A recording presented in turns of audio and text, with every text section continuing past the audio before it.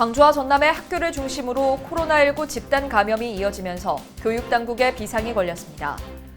더불어민주당 대선 후보 경선의 주요 분수령인 1차 선거인단 투표가 시작됐습니다. 광주와 전남 지역 8월 소비자 물가지수가 지난 7월에 이어 계속 상승세를 보였습니다. 이용섭 광주시장이 추석 명절을 앞두고 전통시장과 중소기업 등 민생경제 현장을 방문합니다.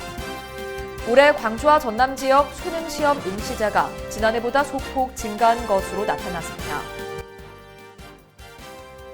시청자 여러분 안녕하십니까? TBS 광주 전남권 뉴스입니다.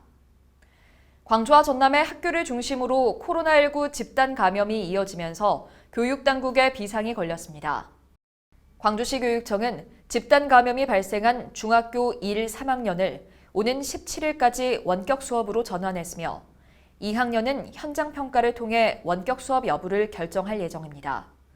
전남 광양의 한 중학교에서도 지난 5일 1학년 학생 1명이 확진된 후 집단 감염이 이어지고 있습니다. 방역당국은 감염 상황에 대한 위험도 평가와 접촉자 분류에 나섰으며 확진자 가족 등 밀접 접촉자들에게 이동 중지 명령을 내리고 긴급 검사를 진행하고 있습니다. 더불어민주당 대선 후보 경선의 주요 분수령인 1차 선거인단 투표가 시작됐습니다. 1차 선거인단은 64만여 명의 투표로 오는 12일까지 진행됩니다. 특히 대의원과 권리당원이 아닌 일반 당원과 국민의 투표 결과가 처음으로 공개되는 만큼 민심의 향방을 가늠할 기회가 될 전망입니다. 또 국민선거인단 투표 결과에 누적 득표율에서 각각 1, 2위를 달리고 있는 이재명 후보와 이낙연 후보의 초반 승부도 갈릴 것으로 보입니다. 투표 결과는 오는 12일 강원 지역 경선과 함께 열리는 1차 슈퍼위크에서 발표됩니다. 광주와 전남 지역 8월 소비자 물가지수가 지난 7월에 이어 계속 상승세를 보였습니다. 호남지방통계청의 8월 광주와 전남 소비자 물가 동향에 따르면 광주 소비자 물가지수는 107.99로 전월 대비 0.6%, 전년 동월 대비 2.9% 상승했습니다. 전남 소비자 물가지수는 109.02로 전월 대비 0.5%, 전년 동월 대비 2.9% 오름세를 기록했습니다. 체감 물가를 반영하는 생활 물가지수는 전년 동월 대비 광주와 전남 모두 4% 상승했고 식탁 물가와 직결되는 신선어패, 채소, 과실류 등 신선식품 지수도 광주는 7%, 전남은 2.1% 오른 것으로 조사됐습니다. 이용섭 광주시장이 추석 명절을 앞두고 전통시장과 중소기업, 사회적 기업 등 민생경제 현장을 방문합니다. 앞서 광주시는 지난 3월부터 8월까지 코로나19로 피해가 큰 소상공인 분야를 시작으로 7개 분야 현장의 생생한 목소리를 듣는 코로나19 극복을 위한 특별 주간을 운영한 바 있습니다.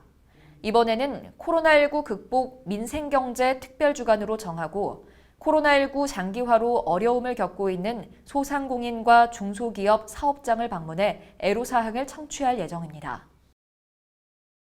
올해 광주와 전남 지역 수능시험 응시자가 지난해보다 소폭 증가한 것으로 나타났습니다.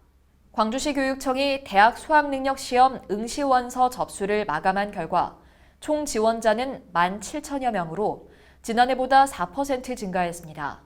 전남 지역에서는 모두 14,500여 명이 접수해 지난해보다 270여 명이 늘었습니다.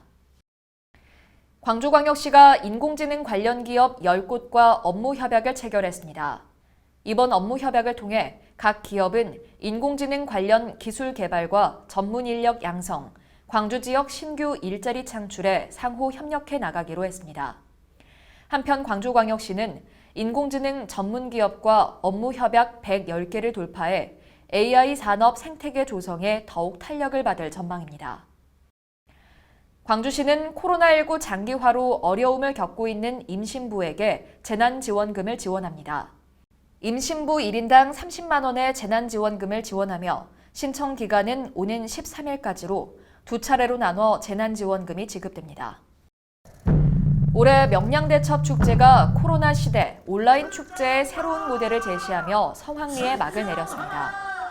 온라인 방식으로 열린 이번 축제는 평소 접할 수 없었던 다양한 콘텐츠로 구성해 명량대첩의 정체성과 축제의 가치를 잘 담아냈다는 평가를 받았습니다. 시청해주신 여러분 고맙습니다.